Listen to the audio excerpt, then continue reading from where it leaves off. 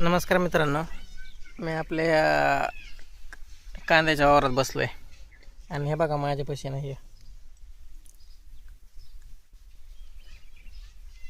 हे गवत आहे. याचं नाव आहे काँग्रेस. आणि हे जे पुढं हे दिसतं याचं बी, म्हणजे एका बियापासून जवळपास 1000 बिया बनत असतात. आणि ह्याच्यामुळे जे आपली पिकं आहेत ह्याच्यामुळं नुकसान होते पिकांचं. तर हे गवत आधी आपल्या इकडं आपल्या महाराष्ट्रात काय भारतात पण नव्हतं. मग ते आलं कधी माहिती आहे का, की ज्यावेळेस असं म्हणतात की 1960च्या आसपास दुष्काळ पडला होता. तर त्या दुष्काळात आहे ना, बाहेरच्या कोणत्या तरी देशातून आहे ना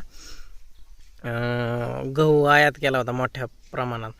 कारण त्यावेळेस आपल्या भारतात तर सुधारित शेती वगैरे सिंचन पद्धती नव्हत्या, त्यामुळे मग ते बाहेरून आयात करायला लागलं. मग त्यावेळेस जे मोठे मोठे अशा सिटी म्हणा, शहर म्हणा काय होते, मुंबई, पुणे किंवा दिल्ली म्हणा किंवा अशा ठिकाणी हे जे आपल्याला धान्य म्हणा भारतीयांसाठी खायला त्यावेळेस ते आलं होतं. त्यावेळेस नेहरू पंतप्रधान होते वाटतं. मग त्यावेळेस फक्त भूक भागवायची म्हणून, आता कसली क्वालिटी होती काय माहीत नाही, ते मागवलं त्यावेळेस. मग त्यासोबत त्या गव्हात मोठ्या प्रमाणावर आहे ना त्या गवताचं बी वगैरे आलं त्याच्यामध्ये. मग त्या बियामध्ये हे जे काँग्रेस आहे, ह्या काँग्रेसाचं बी पण आलं त्याच्यामध्ये. आणि मग ते बी असं आहे की एक बी पडलं ना त्याच्यापासून 1000 बिया बनतात.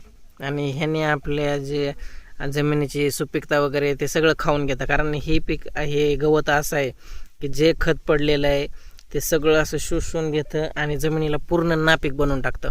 मग जे आपली पिकं आहेत दुसरे, ते काहीच फायद्याची मिळत नाहीत.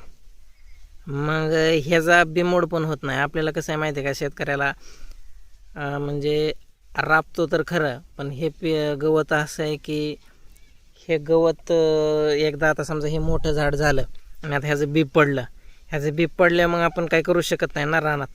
मग ते एका बियापासून 1000 रोपं बांधणार. मग ते 1000 रोपं परत ती जी झाली आहेत ती उपटून काढली पाहिजेत. आणि ह्याला कसं आहे, जनावरं पण खात नाहीत, शेळ्या खात नाहीत, गाया कोणीच खात नाही ह्याला. असं गवत आहे हे. आता ही दुसरी गवत आहेत ही असे, हे शिपी म्हणा किंवा दुसरे असे वेल वगैरे असतात, काहीतरी गवताचे प्रकार, पाथरी म्हणा, असे गवत असतात. हे तरी शेळ्या वगैरे खातात. ह्या काँग्रेसाला कोण खात पण नाही. आणि आपण याला उपटायला लागलो ना, हात असा कडू होऊन जाताना आपल्याला नंतर जेवणसुद्धा जात नाही.